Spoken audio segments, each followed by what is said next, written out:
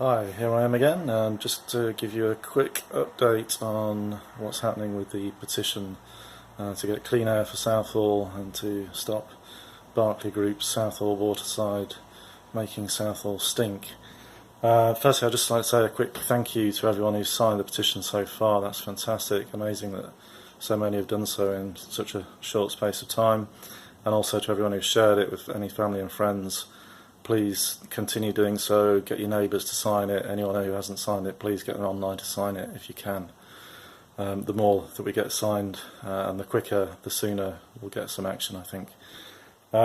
Second thing is I and a few other people, well, quite a number of local residents, but also one or two others that I know who've sort of been quite active in campaigning against the stench from Conway, FM Conway, and also Southall Waterside. We're at the Ward Forum meeting last night.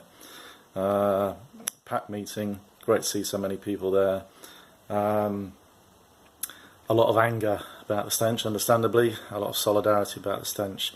I was afraid that I went a bit over the top and got a bit angry about it, or too angry. I was told off by Peter Mason, the councillor chairing the meeting, I think, and he wouldn't let me speak again. But it was nice that so many people came up to me afterwards and thanked me actually for what I said and how I said it, and that I said it at all, because they were feeling, I think, pretty isolated, not listened to, not having a voice, and that nobody was doing anything. So that was really nice. The one thing I regret is I didn't get anyone's names or contact details.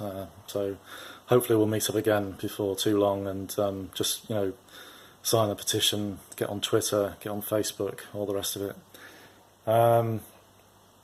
The message we got out from that Ward Forum meeting was a depressingly familiar one: nothing can or will be done, and that's not good enough.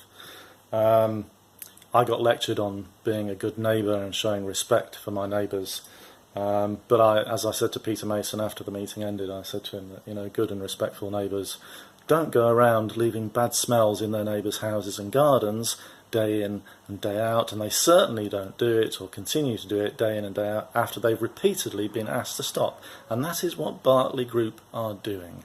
They are harassing us aggressively. We've asked them to stop. It should be a crime. I don't know why it isn't a crime. Maybe it is, and maybe no one's doing anything about it. But if I did it, I would be locked up, and rightly so. Now then, what seems to me is that Berkeley Group and Damien Layden, the CEO of Southall Waterside, have no control whatsoever over the odour, because if they did, they would do something to stop it. Now then, that is shocking in itself, but the question is that correct? That's what we're told.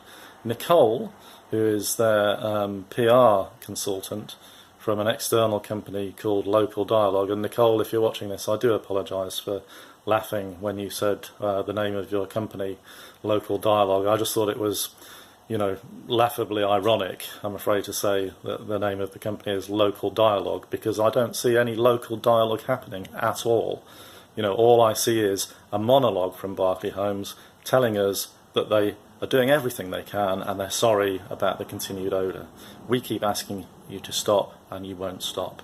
I think you can stop, because as I told you, one of your Berkeley employees told me last week that there was a problem with the remediation and they couldn't do it and we didn't have any odour. So I wish you'd just have more problems with the remediation activities, because then we'd be odour free, especially during this heat wave.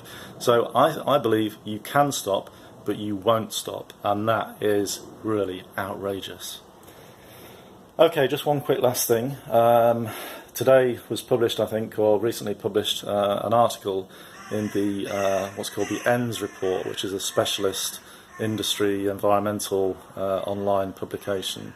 Now you need to pay a subscription to read the full article, so you won't be able to do that unless you've got 900 quid to spare.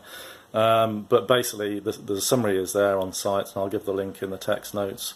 And it basically says that Julian Bell, the leader of Ealing Council, has called on the Environment Agency to issue enforcement action against Berkeley Group to stop the noxious odour and to deal with the complaints effectively. So fingers crossed, that's a little bit of something to hope for. So thanks for watching this. I'm afraid it's a bit long.